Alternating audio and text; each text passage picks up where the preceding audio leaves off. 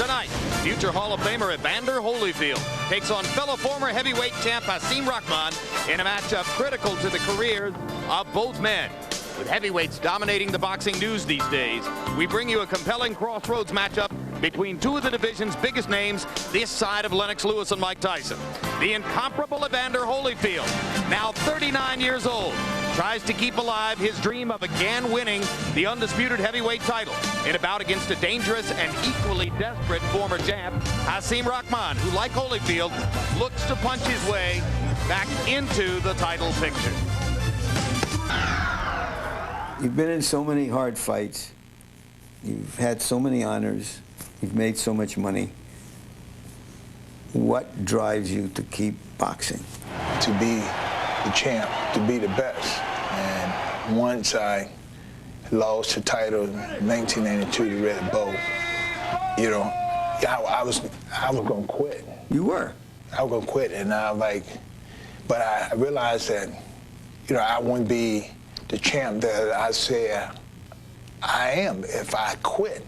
But in the chase of being the undisputed heavyweight champ of the world again, have allowed my career to come here to 2002.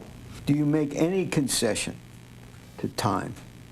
Any concession to you can't do all the same things at 39 as you could at 29? Well, I don't believe that. I believe that when there's nothing wrong, when there hadn't been an injury, you have taken care of your body, so you know what you can do. You know, I'm realistic about things. Some things I don't want to do no more. What can't you do? It was a lot easier when I was younger because I used to go out dancing all the time. And so dance was a part of my workout. I stayed on the dance for 3 to 4 hours. I love dancing, but it had a lot to do with the way I fought. You know, dance is all about rhythm. Boxing is about rhythm. It's about how do you make the adjustment and be in the perfect stance to let your hands go. How do you get back in the stance for defense? Now, because I don't go dance and stuff like that, I have to think and I have to approach myself. I need to get in a rhythm, and I have to remind myself. If you don't win this fight, will you retire? No, I will not retire because the only way I can lose this fight is for me not to go out and fight. And, you know, if it go to a decision, then the decision can go either way, and I will have to get back in line. If it means getting in line 2 or 3 more times, then I will get back in line. So in effect, you're saying, unless I get beaten up, I'm going to keep going. Well, you know, I'm never ever going to get beat up. I may get caught with some shot, but I'm not going to get beat up. I never got beaten up. Red Bull, the only person that came close to doing that, and because she's, you know, that was a fight that made me really like say, I don't know if I ever want to go back through that again. Do you sense that people who have come to respect, admire, even love you as a prize fighter are concerned about you somehow? They don't want to see you get hurt? I truly believe that people love me, and I know that people are very concerned. But they have to understand that I have to make a decision that's right for me. Because when it all comes down, you know, I'm going to have to pay the price if I don't make it. I'm going to pay the price if I do make it. And not this, but it's because this is what made me the man that I am. Potent mix for Evander Holyfield. Remember that epic 10th round in the first of the 3 fights with Bo, when he was battered from pillar to post to pillar, and yet by the middle of the round he was doing the battering for Riddick Bowe.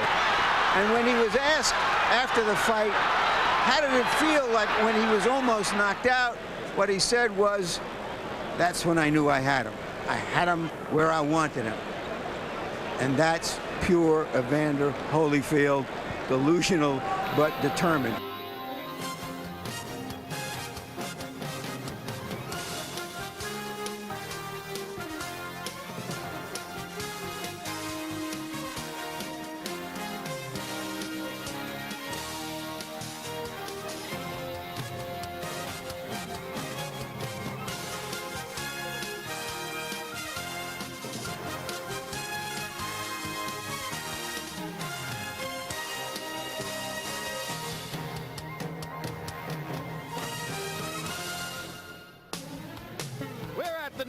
renovated Boardwalk Convention Center in Atlantic City, New Jersey for another edition of World Championship Boxing. Tonight, future Hall of Famer Evander Holyfield takes on fellow former heavyweight champ Hasim Rahman in a matchup critical to the careers of both men. With heavyweights dominating the boxing news these days, we bring you a compelling crossroads matchup between two of the division's biggest names this side of Lennox Lewis and Mike Tyson. The incomparable Evander Holyfield, now 39 years old, tries to keep alive his dream of again winning the undisputed heavyweight title in a bout against a dangerous and equally desperate former champ, Hasim Rahman, who, like Holyfield, looks to punch his way back into the title picture. Hello again, everybody, and welcome to Atlantic City for this special night on World Championship Boxing. Already you've enjoyed the 30-minute countdown to Lennox Lewis and Mike Tyson next week in Memphis. This is a pivotal month in the heavyweight division. Tonight, as the stakes have already been articulated here, Hasim Rahman against Evander Holyfield here in Atlantic City. One man will move forward, one man will step further back. Next week, Lewis against Tyson. There's already been a lot said, and much more will be said in the next 7 days for sure before we're there in Memphis next Saturday night, live pay-per-view. And then on the 29th of this month, back here in Atlantic City, rapidly rising top contender, regarded by many as the heir apparent to the title, Vladimir Klitschko of the Ukraine will face his toughest test so far in the person of durable, tough American heavyweight Ray Mercer, a man who gave both Holyfield and Lewis all they could handle in his battles with them. So let's get it started with the expertise of two-time former heavyweight champion George Foreman. And George, 11 years ago on this same piece of turf, you fought against Evander Holyfield, who was regarded by at that time as too small to be a top-notch legitimate heavyweight. He'd already won the title. He showed his bravery against you. Could you have foreseen that 11 years later at 39 he'd still be around making a mark? In the heavyweight division, you can almost bet on it. If you're a young champion, you're going to be an old contender sooner or later. Joe Louis fought more ex-heavyweight champion than anyone else in the world. Rocky Marciano, he came along and fighting Jersey Joe Walcott and all of them. If you stick around in the heavyweight division, you're going to see more ex-champions than anywhere in the world. Geriatrics rewarded.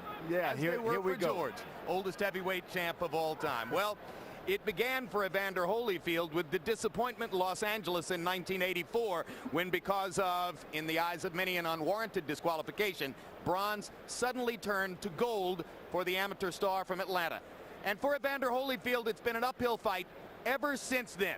Earlier this week, he sat down with Larry Merchant to talk about his tumultuous career. You've been in so many hard fights. You've had so many honors. You've made so much money. What drives you to keep boxing? To be the champ, to be the best.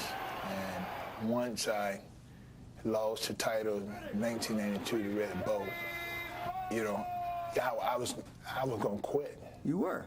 I was going to quit, and but I realized that, you know, I wouldn't be the champ that I said I am if I quit. In the chase of being the undisputed heavyweight champ of the world again, have allowed my career to come here to 2002. Do you make any concession to time? Any concession to you can't do all the same things at 39 as you could at 29? Well, I don't believe that. I believe that when there's nothing wrong, when there hadn't been an injury, you have taken care of your body, so you know what you can do. You know, I'm realistic about things. Some things I don't want to do no more. What can't you do? It was a lot easier when I was younger because I used to go out dancing all the time. And so dance was a part of my workout. I stayed on the dance for 3 to 4 hours. I love dancing, but it had a lot to do with the way I fought. You know, dance is all about rhythm. Boxing is about rhythm. It's about how do you make the adjustment and be in the perfect stance to let your hands go? How do you get back in the stance for defense? Now, because I don't go dancing and stuff like that, I have to think and I have to quote myself, I need to get in a rhythm. And I have to remind myself. If you don't win this fight, will you retire? No, I will not retire. Because the only way I can lose this fight is for me not to go out and fight. And, you know, if it go to a decision, then the decision can go either way. And I will have to get back in line. If it means getting in line 2 or 3 more times, then I will get back in line. So, in effect, you're saying, unless I get beaten up, I'm going to keep going. Well, you know, I'm never ever going to get beat up. I may get caught and shot, but I'm not going to get beat up. I never got beaten up. Reddy Bull, the only person that came close to doing that, and because she's, you know, that was a fight that made me really like say, I don't know if I ever want to go back through that again. Do you sense that people who have come to respect, admire, even love you as a prize fighter are concerned about you somehow? They don't want to see you get hurt? I truly believe that people love me, and I know that people are very concerned. But they have to understand that I have to make a decision that's right for me. Because when it all comes down, you know, I'm going to have to pay the price if I don't make it. I'm going to pay the price if I do make it. And not this, but it's because this is what made me the man that I am. 17 years and counting, his professional career and ongoing triumph of the will. Larry, is Evander Holyfield delusional at this point to think that he can win back the heavyweight championship of the world? Delusional but determined. And once upon a time, that was a potent mix for Evander Holyfield. Remember that epic 10th round in the first of the 3 fights with Bo, when he was battered from pillar to post to pillar. And yet, by the middle of the round, he was doing the battering to Riddick Bowe. And when he was asked after the fight, how did it feel like when he was almost knocked out, what he said was, that's when I knew I had him. I had him where I wanted him. And that's pure Evander Holyfield, delusional but determined. And now, once again, he's being battered. Battered with the question, Evander, why don't you do the decent thing and go off peacefully into that good night of retirement? He has us where he wants us. So now let's find out tonight if he's got Hasim Rahman where he wants him. And George, what about the choice by Rahman, coming off his devastating knockout loss against Lennox Lewis, to go up against the cagiest old rat in the barn? I think this is a wise choice. Evidently, he's a good manager in mind. I don't know if he's got the best trainer available, but he decided that, look, I'm going to beat the most famous, renowned boxer around. He knocks Evander Holyfield out, and he's top of the heap again. Wise decision. Right time, the right thing. Exactly the reason why Rahman says he chose to take this fight. He wanted to be right back into the first sentence of consideration for the heavyweight championship. So let's start the countdown to the pageantry now. Tale of the tape between Holyfield and Rahman, and there is one fascinating number here. It's not the age, we know that. Holyfield 10 years older at 39. They're just about equal in height. A reach advantage of 4.5 inches for Rahman. But look at the weight at the bottom. Holyfield, a trim and slim 216. He's always been in great condition. Rahman fought Lewis in South Africa at 238 pounds. He fought Lewis in Las Vegas at 236 pounds. He fires trainer Adrian Davis, hires Bowie Fischer, who used to train Bernard Hopkins, and enters here at 224. He himself seemed shocked by how low that number is. Punch that numbers, Larry.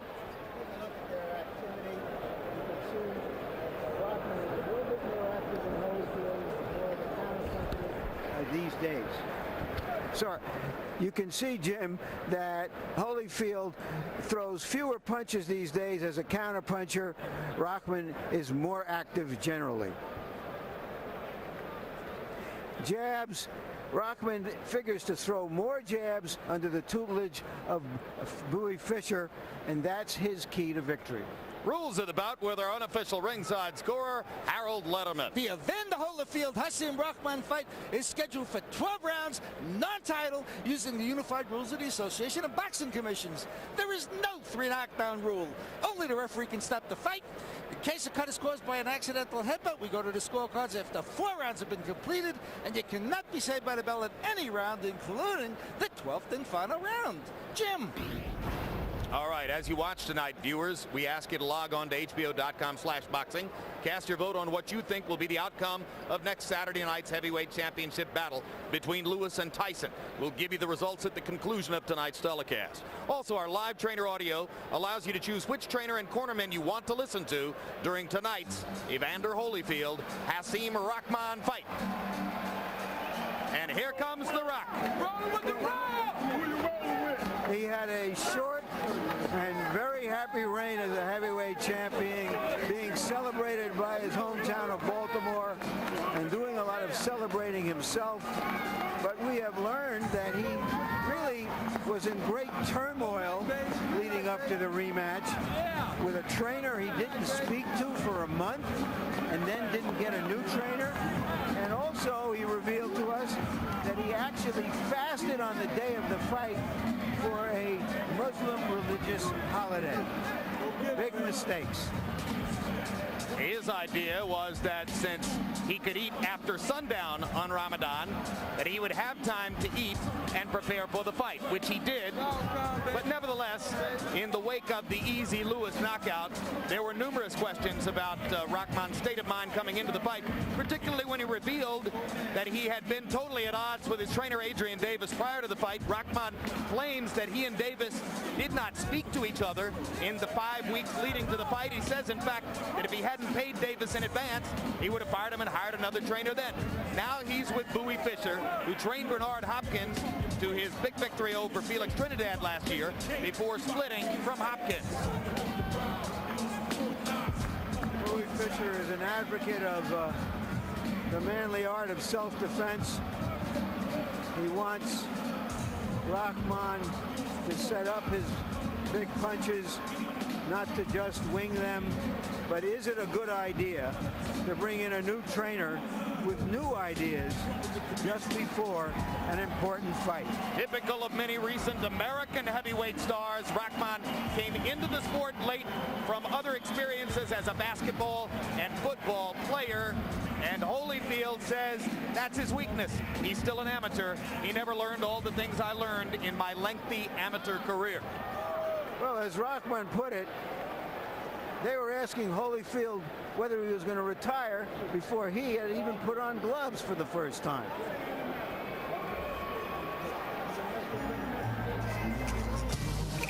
And the continuing life in the ring of Evander Holyfield. Look at that.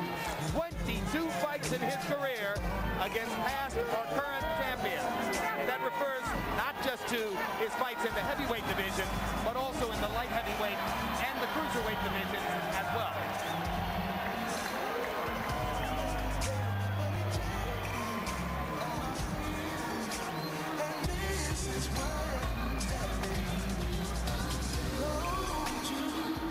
Fight in and fight out, the most consistently entertaining fighter in boxing over the course of the past 15 years. In my view, Jim, he's been the best fighter in boxing over that time. I guess the question many of us ask ourselves is, why does a man with 9 children, a 55,000 square foot house with 12 bedrooms and 20 bathrooms still want to do this? Because it's there. Because he defines himself by this, as a prize fighter, on stage, challenging the best.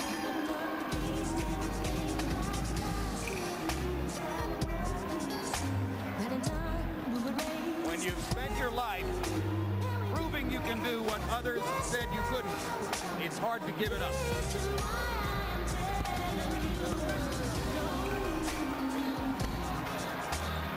He was ebullient yesterday, as confident and expansive as we've ever seen him, talking at length about his life and his career, and looking toward this with great confidence and assurance that he can once again be the real deal.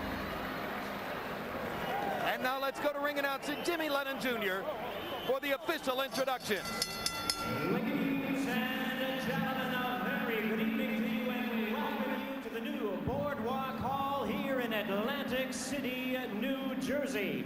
As we have a big night of action coming away, and it's all brought to you by Don King Productions in association with HBO Sports, Bally's Atlantic City, Caesars Atlantic City, and the undisputed king of beers, Budweiser. This bout coming away is sanctioned by the New Jersey State Athletic Control Board, Larry Hazard, Commissioner. The chairman is Jerry Gormley, board member Stephen Katz. Introducing to you our three judges scoring this main event from ringside. From New York, Melvina Lathan. From New Jersey, John Stewart. Also from New Jersey, Steve Weisfeld. And the third man to the ring, our referee in charge. He'll be giving instructions after the introductions, Tony Orlando. All right, fans, here we go. 12 rounds of boxing in a heavyweight elimination special attraction.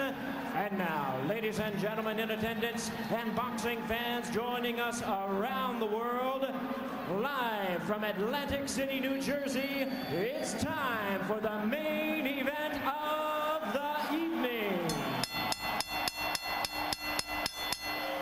Introducing to you first on my left, he is fighting out of the blue corner, entering the ring wearing blue trunks with silver trim, hailing from Baltimore, Maryland. He weighed in at 224 pounds.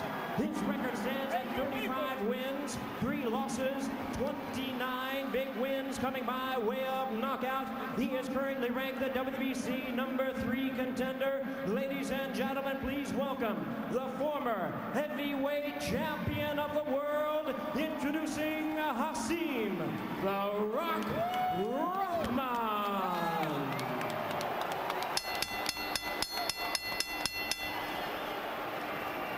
His opponent across the ring on my right, ready to fight out of the red corner, entering the ring wearing red trunks with purple trim, representing his hometown of Atlanta, Georgia. He weighed in at a ready 216 pounds.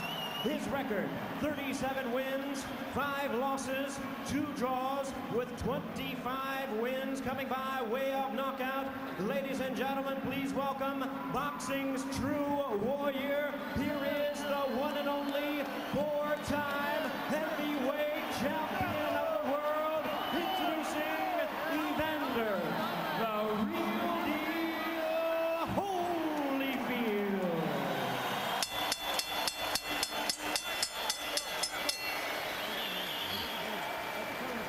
Once again, here's our referee in charge now to give instructions, Tony Orlando. 12 rounds of boxing scheduled.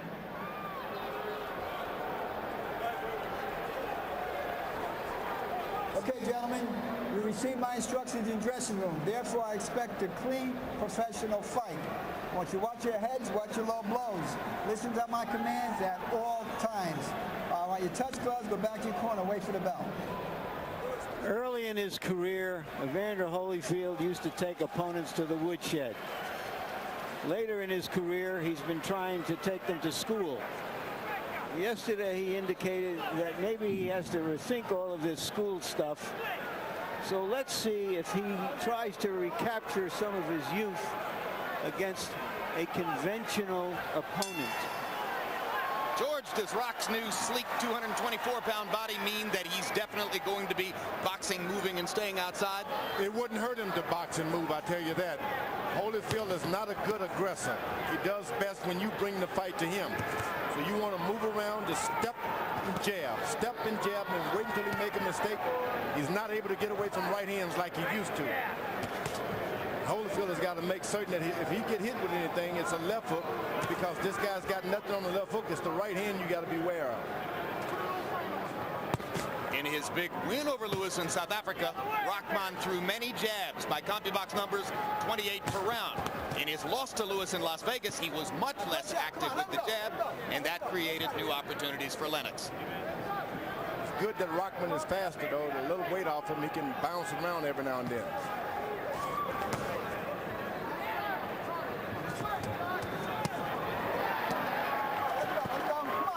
Both fighters popping to the body in the first minute. Rahman working the jab upstairs. Holyfield sends an airmail right, too long. You see Holyfield, he has his big punch, is that left hook to the body. It's too bad he's never been able to get that same power on top with the left hook. Mainly because he's had to reach at big guys, and that's why. But he is being more aggressive than we've seen him in some recent fights. That's where Rahman can just take his time and let that right hand go if Holyfield decides to step in constantly. Holyfield has got to make certain that this fight goes beyond 4 rounds and he's landing some good body shots, but this guy can hit Rahman. Holyfield sometimes looked slow and lethargic in his 3 battles with John Reeves. He has so far looked lively and energetic in round 1 here tonight. Good body work by Rahman right there. As that terrifying left hook that Holyfield tries to get in. Let him go, let him go. Step back. Step back out of there.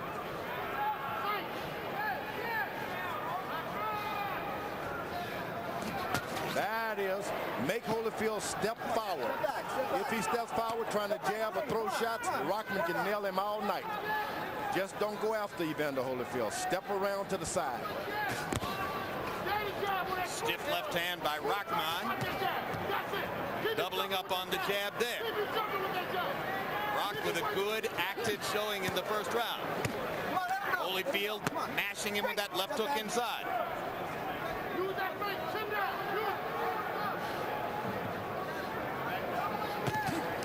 1-2 lands for Holyfield. Rahman came back with a left hand of his own. Holyfield working to the body and Rahman feeling it as round 1 comes to a close. A hell of a round it was, too. One on your head. Turn down. Tell me what that gun? She's sleeping on your arm trying to check you out. Have you noticed that? Yeah. So get that hand out of there quick. Okay. Absent your combination, you must have your hands in position. Okay? And make those circles, you make them fast. All right? Make them fast. And they're taking 2s and 3s, not no big shots. Okay? And the jab's going to lead you all the way. Okay?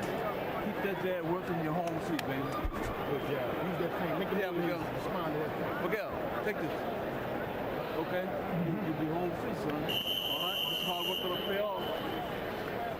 CompuBox estimate, I should say CompuBox estimates in round 1. Holyfield 14 out of 41. Rahman 20 out of 49. Both guys had their moments. Both guys threw the jab in the neighborhood of 20 times and landed it about 25% of the time. Pretty even looking round by the numbers. Rahman's corner has got him backing up just a little bit, which is good. Evidently, he's got a counter punch as a trainer making a counter punch out of it.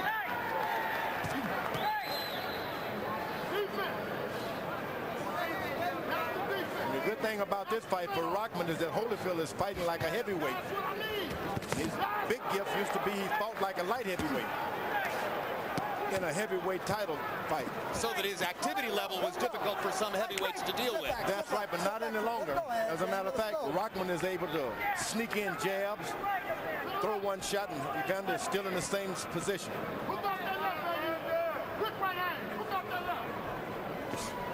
Holyfield waits to counter with that right hand. The contrast you described, Holyfield better as a defender than an attacker, was illustrated in the 4 fights against Lewis and Tyson. Holyfield beating Tyson twice, a man who would come to him and attack, twice having difficulty with Lewis, who sat back and waited for Evander to attack him.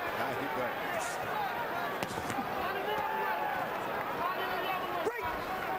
Step back clean. Step back, let's go, let's go. Rahman is better turn on some power now because he's not landing any body shots to take away Holyfield's explosiveness later on in the fight. Work out of there.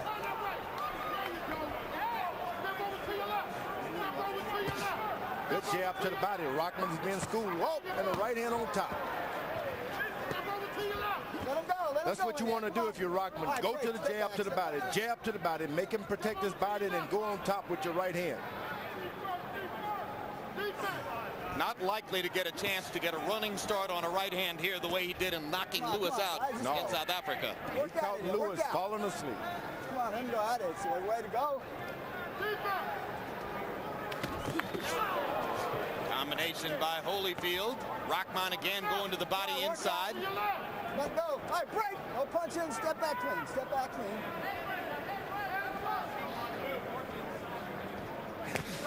Whoa. Good jab together. Rahman's got the better of it.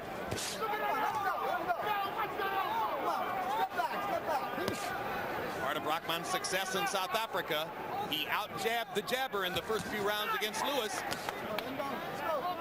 That helped to create the tentativeness in Lewis that gave him the chance for the big knockout.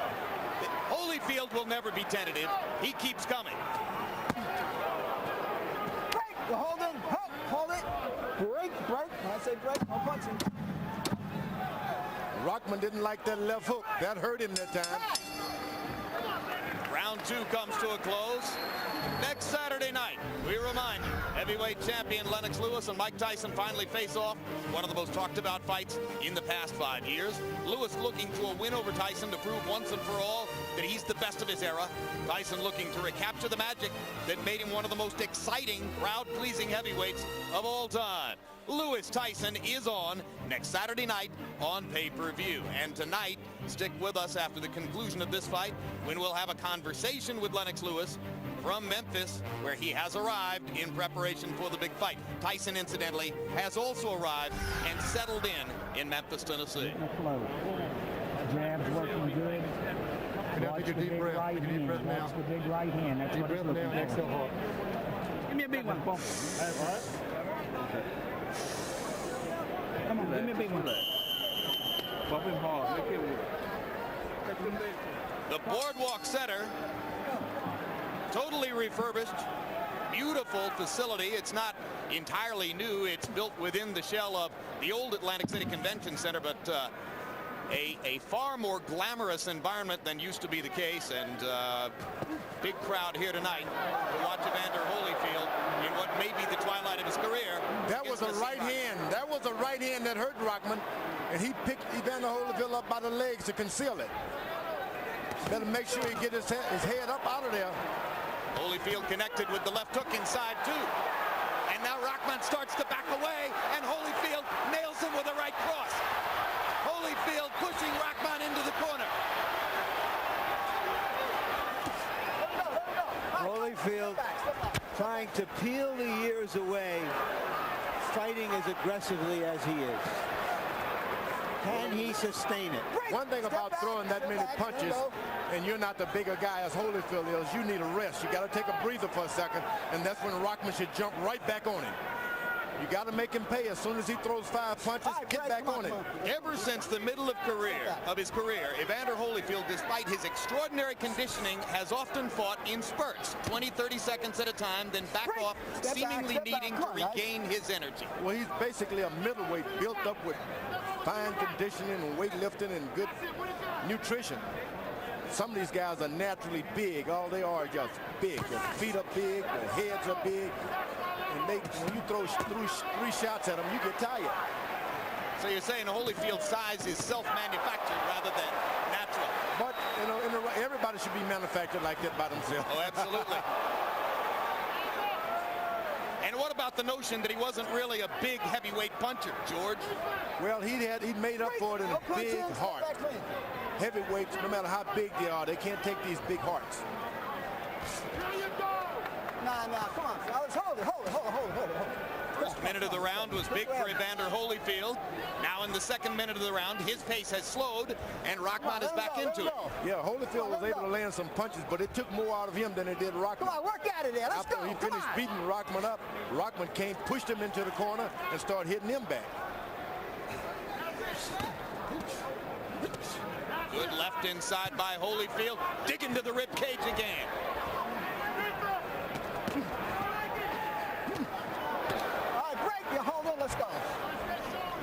Hasim Rahman has a strong body. Evander Holyfield seems determined to test it as no other fighter has. And Rahman is an ex-football player too. Those football players, they're accustomed to bumping shoulders with people, running into them, and they don't get hurt. Yeah, but they're not accustomed to being whacked in the belly and the liver. Nobody is. They will whack you in the liver in football. In the belly too.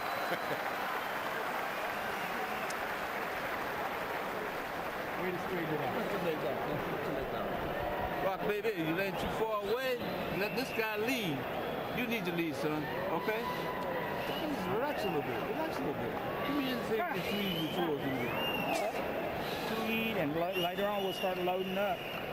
You can hook. Your feet move under here. You hit him 3 or 4 times in a row. Your hook will eat him up. Your hook will eat him up, but watch that right hand because he's still making. Against the limited John Ruiz, Holyfield was smothered, and you never or rarely saw him in this kind of attitude in the ring. Against a more conventional fighter like Rahman, a boxer puncher who wants to give and take, he can operate. And Evander Holyfield is operating. CompuBox numbers in round 3, a big round for Holyfield in the power punching category. Holyfield 18 out of 28 in power punches in round 3, including many body shots early in the round, which seemed to take something out of Rahman. Harold Letterman, how do you have it through 3? Okay, Jim, was I hurt to say Evander Holyfield couldn't pull the trigger? Man, I tell you, in the second and the third round, Evander Holyfield pulled the trigger. 2 rounds to 1, 29-28 Evander Holyfield. Sensational left hooks, good right hands by Evander Holyfield, clean punches that the judges couldn't miss, winning rounds 2 and 3. Rahman the busier guy in the first round. Yeah, every time he's gone out into the fight, Holyfield, his corner has said to him, just watch the right hand. He believes, apparently, that the only way he can lose to Rahman is with that right hand. And Rahman doesn't throw a left hook. And right now, if he can avoid it, it looks like he can have a heck of a night. You know, earlier this evening, I spoke off camera to a guy who fought both of them, Lennox Lewis. I said, who do you like tonight? He said, I got a hunch on the old man tonight. He said, logic says Rahman, but something in my heart tells me Evander will be big tonight. So far, Lennox is right. All right, break. Step back. Let's be careful, guys. Come on. They talk about Evander Holyfield watching that right hand, but he's not doing much of moving away from it at all. As a matter of fact, I find him in harm's way most of the time. It's just that Rahman is not getting off with that right hand. Evander's so proud of his ability to roll with punches. He thinks he can roll from anything, but he got nailed with the right hand right there. There it is again. Uppercut lands for Holyfield. Rahman has landed the right hand 4 times in the round.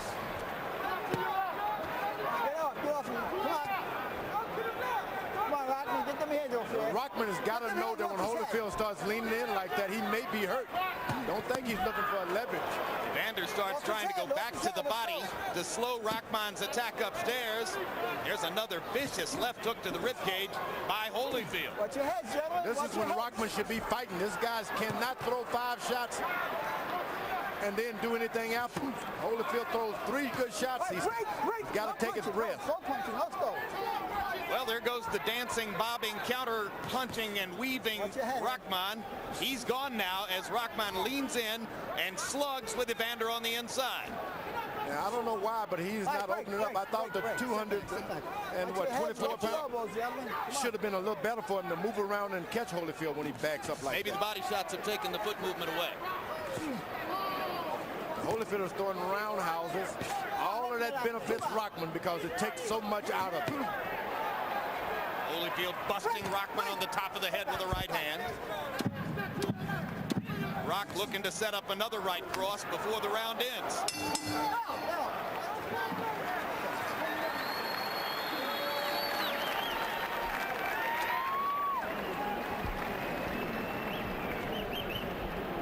You got a lot more weapons.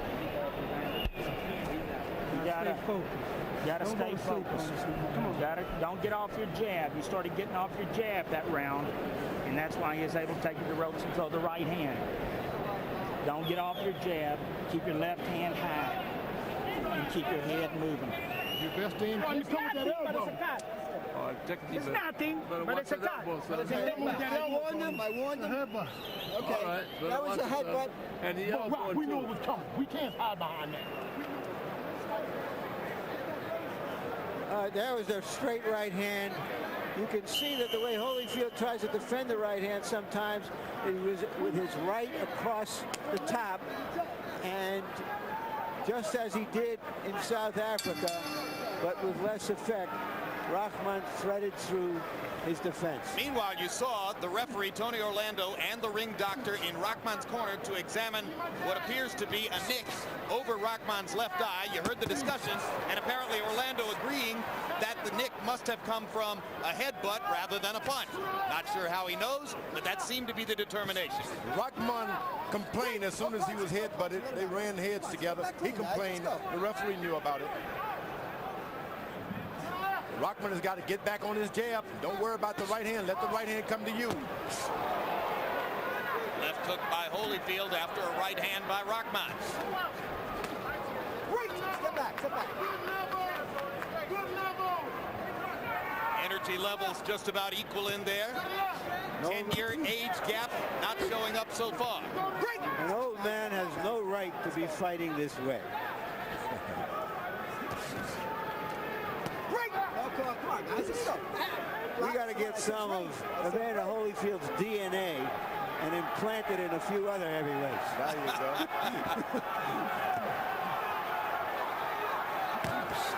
There you go. Rahman is successful with his jabs. Holyfield misses with a roundhouse left. Let's go.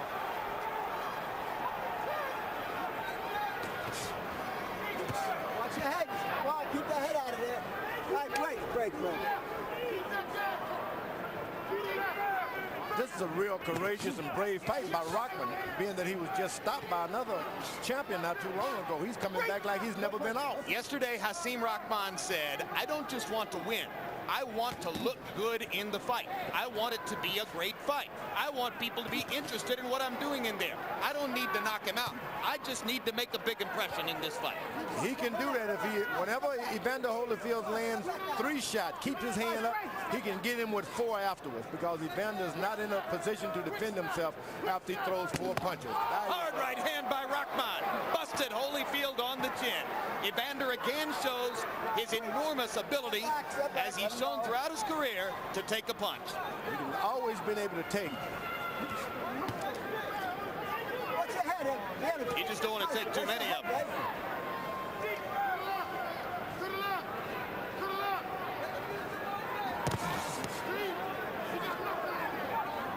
For the first time in the fight, there are subtle signs that Holyfield is slowing down just a bit. More and more frequently, he throws 1 punch at a time instead of backing up the punch with a combination. There's another big right hand. Another big right hand by the Rock. Evander with his own right hand. Don't count me out yet, he says.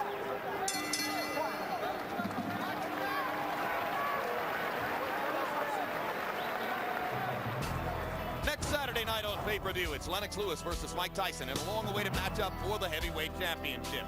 June 22, HBO pay-per-view. The rematch of 2000's Fight of the Year when Eric Morales takes on Marco Antonio Barrera in a 126-pound showdown. And on June 29 on HBO, heavyweight Vladimir Klitschko continues his quest for a possible title shot. Klitschko will do battle with the always tough Ray Mercer. HBO, the heart and soul of boxing. Keeping your right hand high, okay? Give me that feint. Give me that feint. Walking to the left. Keep the right hand high. Keep bumping. Don't stand in front of him. You don't need to. This guy leans all over. The hook after you Come on, let's go. Get back on. Let's go. One more time, the big weapon of Rahman, a straight right hand. CompuBox numbers in round 5. Both fighters threw fewer than 40 punches. The pace begins to slow just a little bit. Holyfield landing 15, Rahman landing 16. Very even round. Harold Letterman scoring the fight. Barely even so far. Round 6 of a scheduled 12. Holyfield has better make sure if he's going to throw a right hand, he better come back with a left hook, because if he stays out there, this guy will beat him with the right. Big right hand by Holyfield. Sets up 2 lefts, including an uppercut that knocks Rahman back. Holyfield sensing the moment. Another big left hook upstairs. Rahman not yet punching back. Now the Rock starts to throw. Break. Step back. Now Rahman has got to start throwing punches. After Holyfield throws 5 shots, he's no good. That's why you see him holding right now. Rahman has got to start throwing shots. Well said, George. Holyfield taking one of those breathers now after the big offensive rally. This is Rahman's chance to come right back at him. But Rock is letting that moment pass. Let him go, let him go. You don't get many moments in these big fights like this when you got punches. You got to take advantage of them while they're there. And if you've watched Evander Holyfield at all over these past 8 years, you know there's usually a lull after the storm. That's your opportunity. Whoa. Rock with a straight right. Now he doesn't even know. He's not even aware that he's hurting. Keep those punches. He had a big smile on his face just after he landed that. I got you, old guy. Now go back to your jab if you're Rahman. Just keep the jab going. He always gets the best of the jabs. Right. Step back, step back. Gentlemen, watch your heads.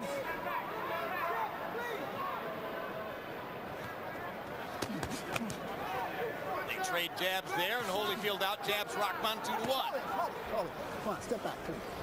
Well, that referee is going to have a lot of work on his hand tonight. Rahman is doing a counter punching now. Break! Step back, step back.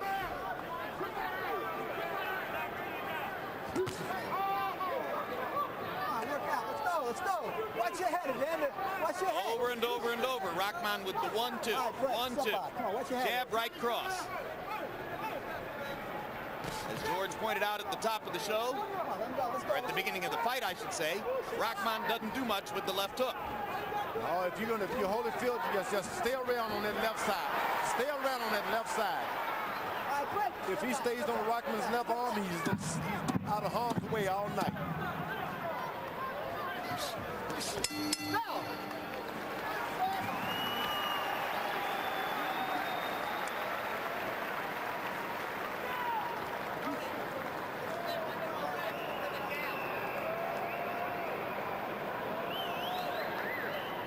Don't give the round away in the last 20 seconds. Don't stop. Don't get passive the last 20 seconds. Don't do that. Okay. You want to hustle that last 20 seconds. You understand? Okay. When you hit him with a 1-2 like you did, hit him with 3 more punches right now. That's right. That's right. Very good, Rock. How you do? Take that. Don't let him on that left side, Rock. Even inside, Rock, don't let him on your left side. He gets inside, he's going to headbutt you and look for the hook. Early in the round, Holyfield did some serious business. Did it carry him through the round and earn him the 10-9. How even could this fight be? CompuBox numbers in the 6th. They both landed 19 punches. They both threw right about 40. Holyfield 39, Rahman 40. Crowd oohs and ahs again. Harold, how do you have it through 6? Okay, Jim, I agree. I got it all even, 57-57, 3 rounds apiece. Hasim Rahman came back and, he rides Evander Holyfield across the ring. He used to do that very early in his career. He's real good at it. Just like George Foreman said, he leads that shoulder into you and whacks you with the free hand. Evander Holyfield can't ride Rahman across the ring because Rahman's stronger. But in round 6, Evander, I think, stole it with that early rally. So 3 rounds apiece. I have the same score. What I can understand is Rahman is so successful with his left jab, and he hardly throws it. Now these jabs he can't miss.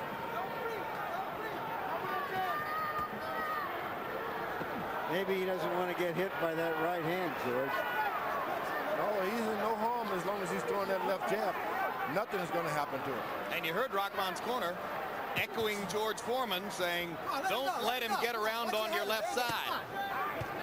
George pointing out, as he has, that if Foreman is on Rahman's left side, he's safe. Rock doesn't use the left hook. Holyfield should do good to stay to the left, but evidently he has problem moving to his right. Holyfield does. Doesn't like to do it, and if you move to his left, he doesn't have problem. He can't see you well.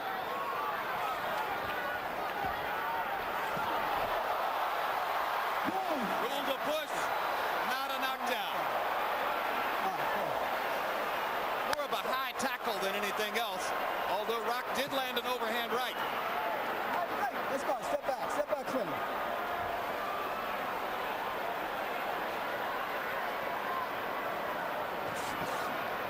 that successful left jab. And there's a big left hook by Holyfield. Stops Rahman in his tracks. Left to the body. Left hook upstairs. Holyfield trying to attack and seal the deal. Rahman comes back. Now Rahman has got to pour it on. This is his time to pour it on. Look like a big swelling on Rahman's head. There is a huge knot on Rahman's head above his left eye. That's what the doctors were getting ready to look at a couple of rounds ago, obviously. That's what came from the bump. That's another bump. Step back, let him go. Can you imagine Holyfield has him up against the ropes, throwing a lot of shots, and as Holyfield holding on, that's what you want. Make him throw those shots. All right, break, come on. Xander, keep that head. Right, so you think the lump on Rahman's head came from another butt? Yeah, they've been bumping heads all night. How distracting is it to Rahman to have something like this? Well, this is his moment of truth. He can't even let anything distract him now. He's got to go for it. Yeah, he's feeling it. He's feeling it. You see him rubbing it with the glove. And Holyfield hits it with the right hand. That's about as nasty a bump as I've ever seen above a fighter's eye, almost on the forehead. There it is. You can work with that, though. If you're a good corner man, you can work with that. Miguel Diaz. That's about as good a corner man as you'll find right there working on it. You can work with that because there's no chance to blow your nose, but that thing is moving up there.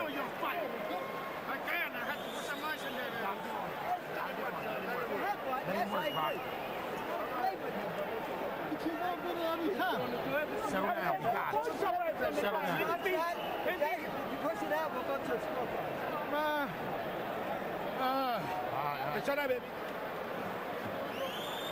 Let's see where they butted. Well, there are two fighters fighting at close quarters, coming in at each other. That is. There it is, right on the spot. Yep. Holyfield is a rough fighter, not a dirty fighter. When you fight him at close quarters, get ready. Almost anything goes. Well, various opponents throughout Evander's career have complained that he butted, but most ringside experts agree Evander doesn't seem to try to foul on purpose. It's just the way he fights. He's there. He's coming. If you go inside with him, it's going to be rough. Let's keep our eye on it and see if that's true.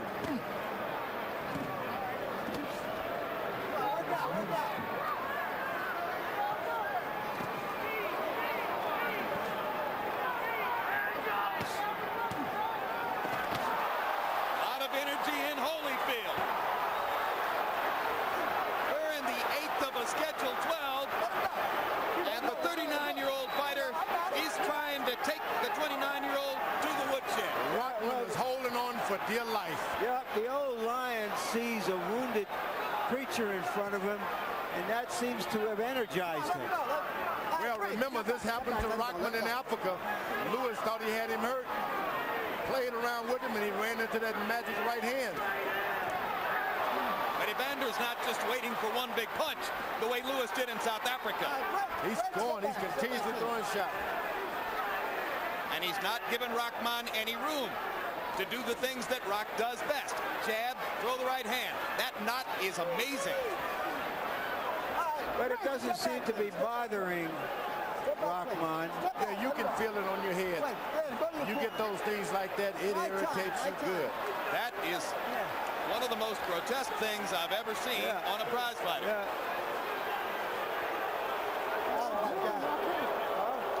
What is the danger of that, George? Can you tell? Yeah, I think maybe that got cracked skull. You know, you got bones up there, and sometimes you can get into those bones and make things swell bad. Can't see well. I wouldn't let him fight anymore if I was the referee. That thing is going to go all the way down to his eyes. It's a collection of blood under there, okay? Right, we're not going to go. It's not dangerous to you, but if you feel you can't see, then you shouldn't continue. I'm a shoot better. Blurry? Okay, they're going to stop the fight, I believe. The doctor said to Rahman, it's not dangerous, but if you can't see the fight. Stop it. And we're going to the scorecards. Okay? Yes. It's an accidental butt. Okay. We're going to go to the scorecards. Got to go to the scorecards. Right, okay. The Jersey State Athletic Commission Chairman Larry Hazard giving the instructions to referee Tony Orlando. Orlando makes the signal there. The fight is going to be stopped right here. They'll go to the scorecards and determine a winner. The doctors. Yeah, the doctor said to Rahman, the bump isn't dangerous, but if you can't see, the fight should stop. And Rahman said something to the effect that it was affecting his eyesight, and that's why they stopped the fight. Harold Letterman, your take on this? Okay, Jim, I got to tell you what may determine this fight. Now, this is a guess, but I think it's an educated guess. When you stop a fight in the middle of the round, you have to score the round in which the fight is stopped. Now, obviously, Evander Holyfield wins round 8, 10-9. This might be a big factor in this thing. I mean, I've got it right now, 5 rounds to 3 in favor of Holyfield. I mean, because of the fact that he won that 8th round. Rahman did nothing but protect the lump in the 8th round. Now, as far as the corner goes, Miguel Diaz was using an end swell. When you get a lump like that, you could have an ice bag ready. You have, just like he has on it right now. You got to have a big ice bag. But between rounds 7 and 8, he used the end swell. Wrong way to treat that. George, you're satisfied they're doing exactly the right thing with this because exactly of the right thing. I think this is more than fair. Go to the scorecards. This guy cannot continue. It was an accidental hit, but this is going to be a fair decision. Here's the butt. Once again, that's the clash of heads which produced the swelling. That's the second one. You can see the swelling begin immediately after that clash of heads. I mean, the swelling has already begun within seconds there after the clash of heads you saw in that replay. And yes, you're right, George. That was the second one. Yeah. That was not the one which occasioned the doctor's first visit over to Rahman's corner a little bit earlier. There's got to be something seriously wrong with that eye to have that kind of swelling. I saw that in a fight between Randall Bailey and Evander Julio in Miami 2 years ago on the undercard of Felix Trinidad against Mamadou Thiam. And later I had a chance to ask Bailey how much it bothered him, and he said, you know, I wasn't really all that conscious of it during the fight. He said when I got to the locker room afterward, I couldn't believe it because I looked, you know, misshapen, as though my face had completely changed. Yeah, you don't have a mirror when you're out there in the ring. So you just have to guess. Yeah, Rock has no way of knowing exactly how that feels, but he's been touching it with his gloves, but of course he can't feel anything through his gloves. Meanwhile, they're totaling up the scorecards here to see if Evander Holyfield has gotten a huge and rejuvenating win in his career, albeit the impact of the win may be diminished by the circumstances under which he gets it, right, George? That's right, and that's good that they got a similar promoter. That means a rematch. It was a good fight. It deserves a rematch. It was a good fight. It was a great matchup that was bringing out terrific stuff from both fighters. Do or die. Each fighter's had to produce tonight or he's out of the picture. Maybe the scorecards will be even. That wouldn't hurt anything either. A grinning Don Turner above us. And Turner's probably smiling because of the performance of his fighter, Evander Holyfield, who looked like a lively young colt in there much of the time. Oh, yeah, he was fighting like a big super heavyweight, not fighting like the little light heavyweight without any weight. Well, I guess he's finally settled into this thing, huh? Yeah, I guess he said, look, I'm not going to lose weight. I'm not going down. I'm a heavyweight. 216 pounds and looking like a sleek, customized roadster. And tonight with some new gas in the tank. Caution about the head from the beginning. That was one of our concerns from the beginning.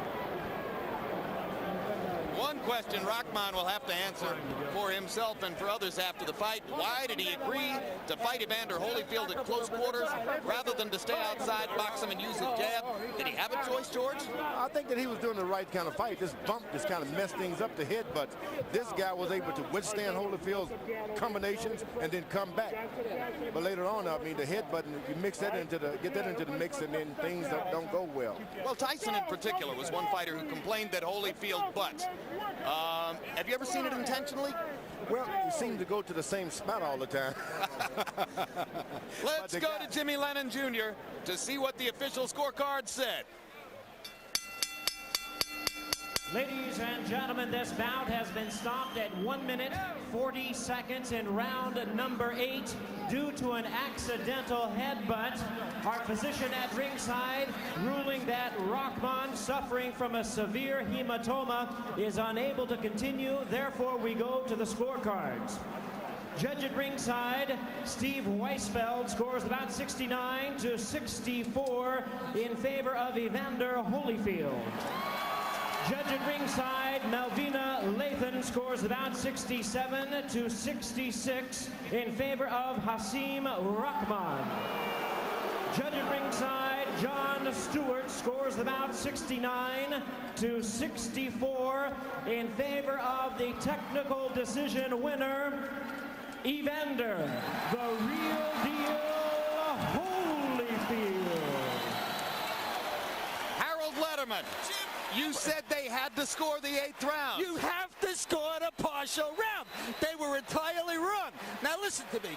If you knock a guy down 15 times or something like that in the 8th round, you got to get credit for those knockdowns. You must score the partial round, period. And I know those rules inside and out. I would question Commissioner Larry has it about the 8th round. However, it's a moot point, isn't Correct. it? It is because Holyfield would have won the 8th by all logic, and the decision would have remained the same. Correct. Absolutely correct.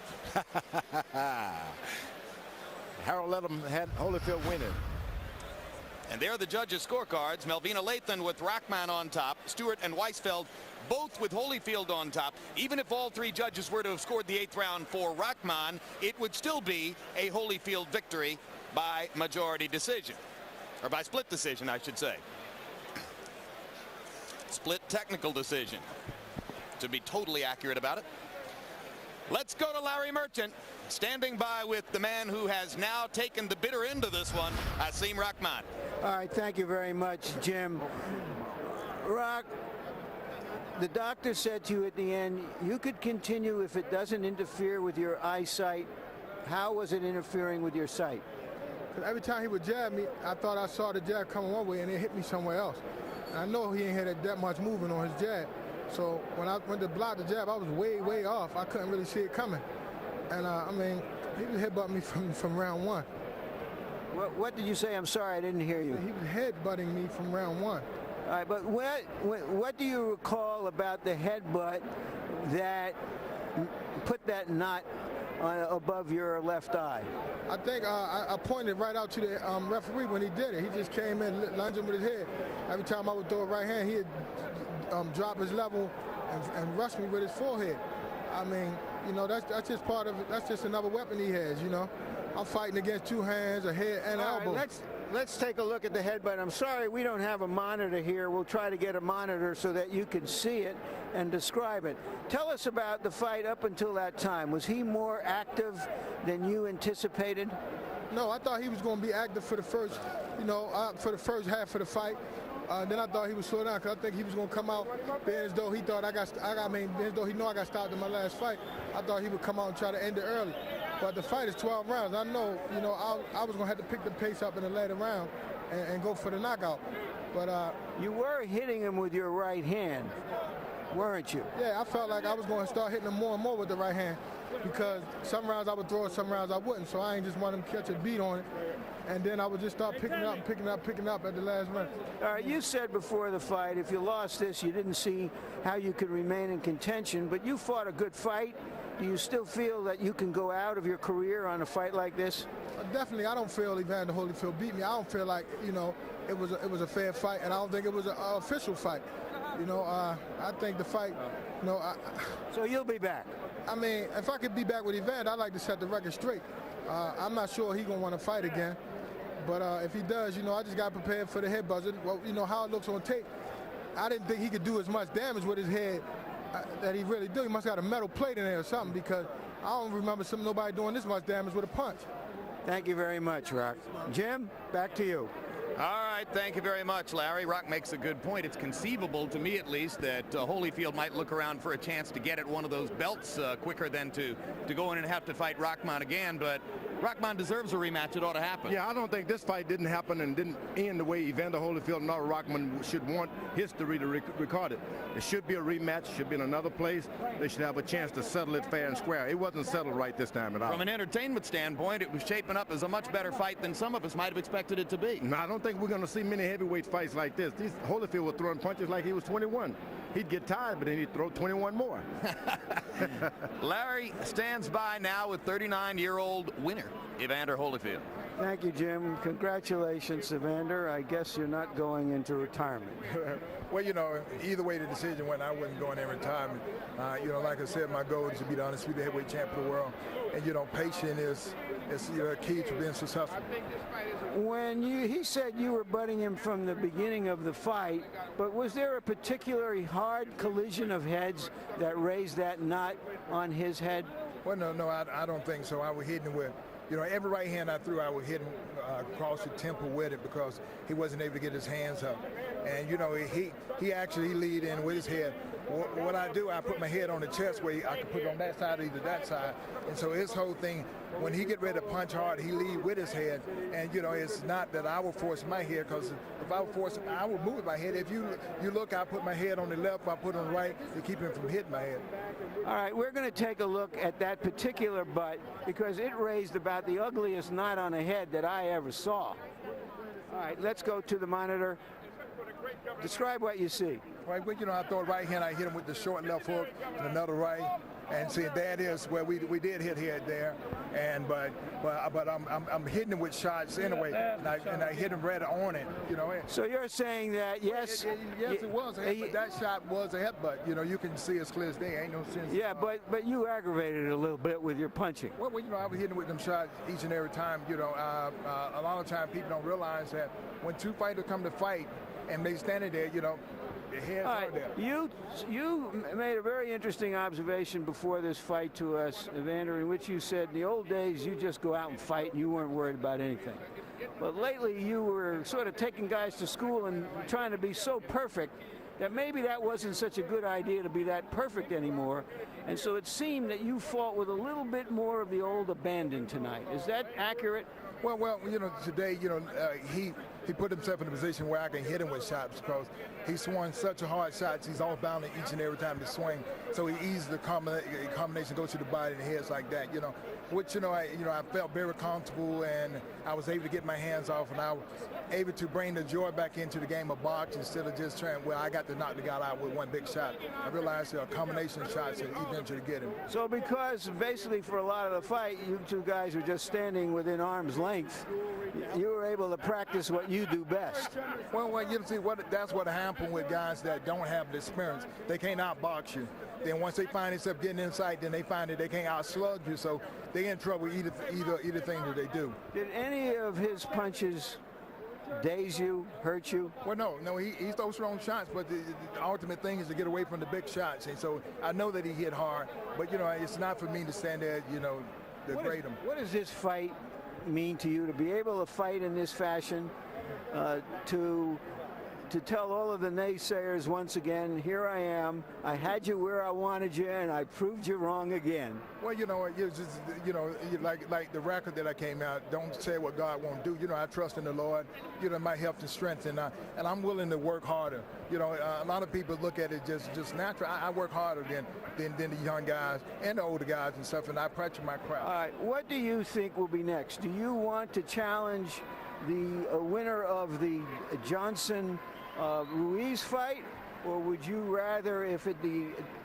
opportunity presents itself, to fight Bird for another title? Do you care how it falls? Well, you know, of course, you know, I'd rather fight. I'd rather fight the winner of Lennox and Tyson. But if that don't happen, then, you know, we put the WBA title. I'd rather fight that fight. You know.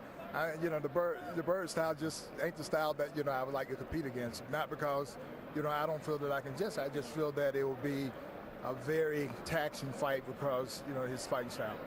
Thank you very much, Evander. Congratulations one more time. Jim? All right, thank you, Larry. Stick with us. Still to come, a conversation with Lennox Lewis as he looks ahead to next week. Final CompuBox numbers from this one.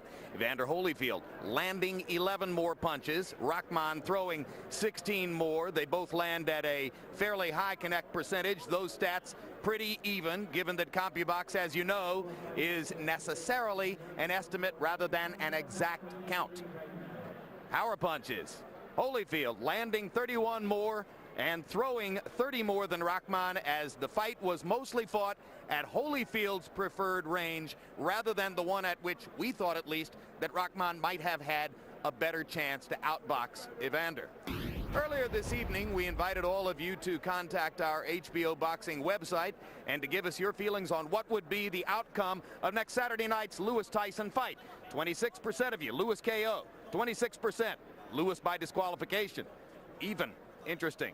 21% Lewis by decision. All and all, 73% pick Lewis. 16% Tyson KO. 11% pick a draw, which is kind of fascinating because Mike Tyson hasn't gone 12 rounds in a fight since the summer of 1991. But a lot of you are paying attention to that because nobody voted for Mike Tyson to win a decision over Lennox Lewis. So that much, I guess almost everybody can agree upon, but that's part of the excitement of the fight, right?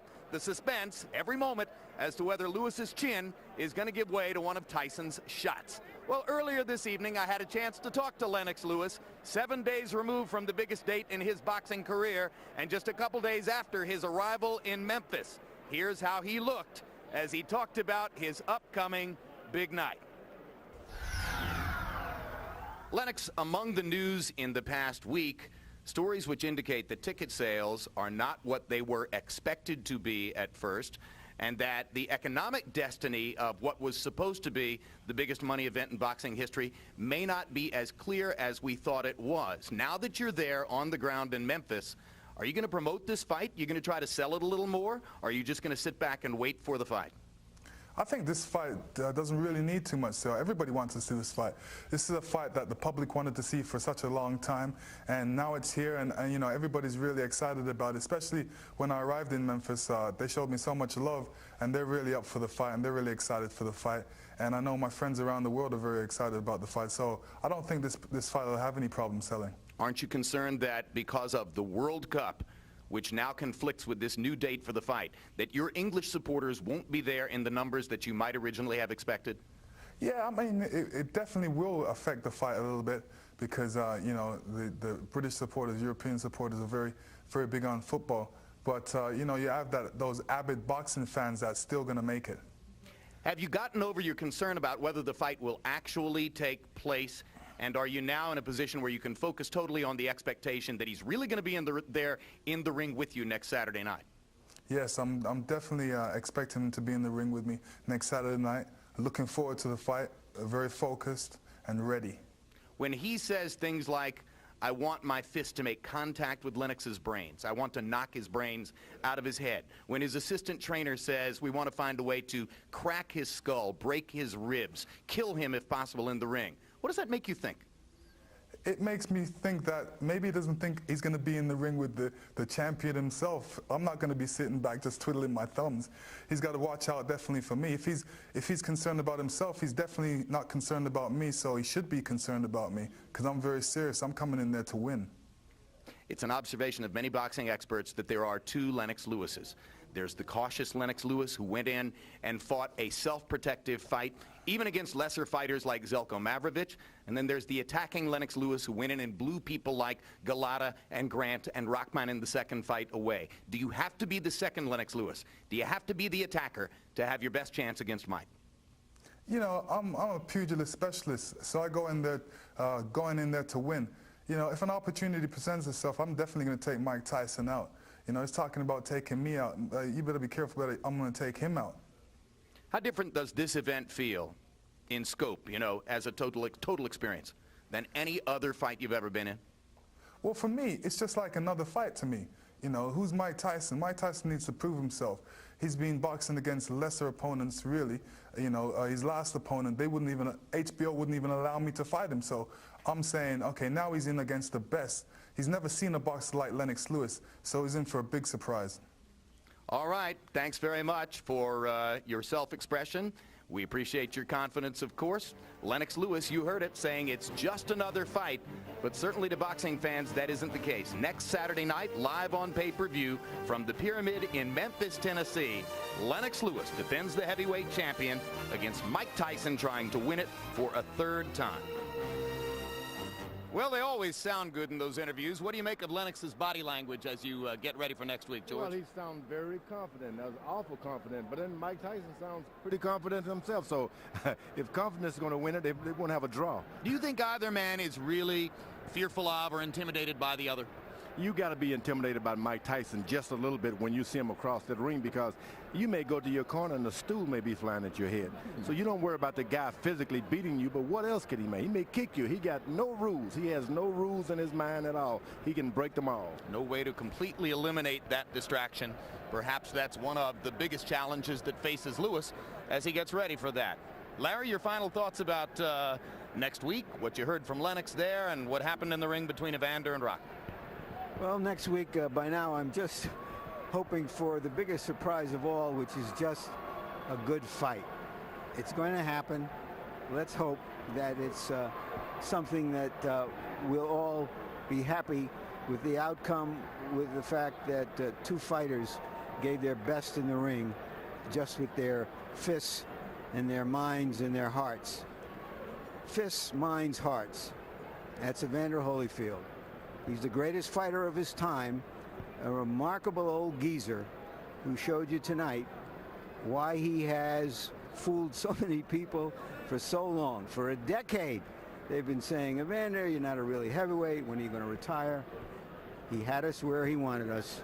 Once again, even though it wasn't against the greatest fighter out there, he gave the kind of spirited effort that he has no right to make at this stage of his career. Absolutely right. And the month of the heavyweights is underway in boxing, with some exciting action here, an unusual ending, maybe not overwhelmingly satisfying, but certainly the performance of the two fighters up to that moment was. We'll have a final word on the Rahman Holyfield activity. Let's look ahead to some upcoming programs on HBO. Sunday, join HBO for one of our biggest nights of the year. At 8, the third season finale of the hit series The Sopranos. We're starting a new regime around here! At 9, the season finale of 6 Feet Under. The show TV Guide calls a Sunday night sensation. God, I so don't want to say this. I have a serious problem. And at 10, it all leads up to the premiere episode of HBO's newest dramatic series, The Wire. How'd you get this on tape? It's not tape. That's live, brother. It's live? 3 big shows, 1 big night. Sunday starting at 8, only on HBO. Give me some kind of sign. Oh, my baby, show me that you're mine. Oh, yeah. Give me some kind of sign. Oh, my baby.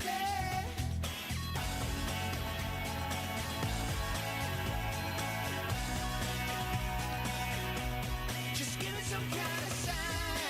All signs are go for an all-new season of Artists, premiering Sunday, June 16th on HBO.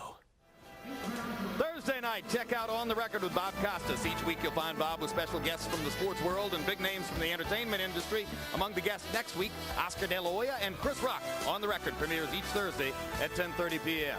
June 18, Sports of the 20th Century brings you 3 Seconds from Gold, an inside look at one of the most controversial events in Olympic history. The United States lost to the Soviet Union in the 1972 Olympic basketball gold medal game. Earlier tonight, from Boardwalk Hall in Atlantic City, Evander Holyfield and Hasim Rahman fought a pitched battle with each other into the 8th round. But because of a headbutt which caused a giant swelling above Rahman's eye, they went to the scorecards. Technical decision, Holyfield wins. Next on HBO, stay tuned for 6 Feet Under on the East Coast and the premiere of Shrek.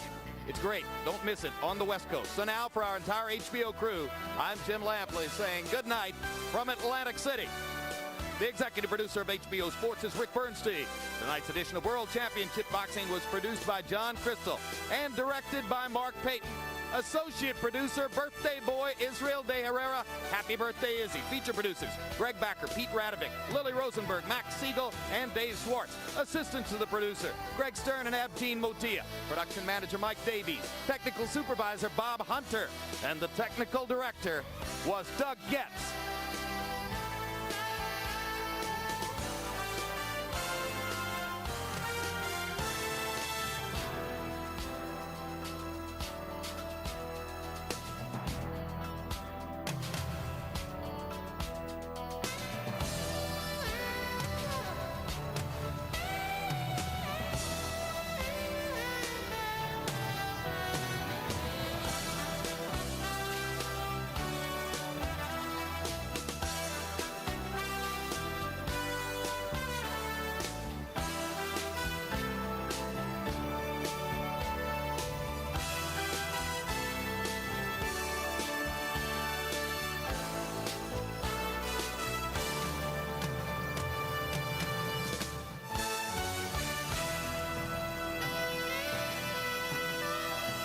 This has been a presentation of HBO Sports, the network of champions.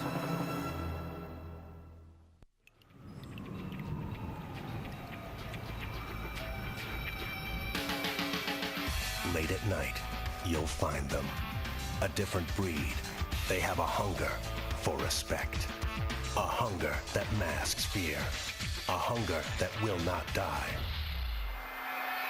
And those who come out after dark, those who have the heart and soul, can find redemption here.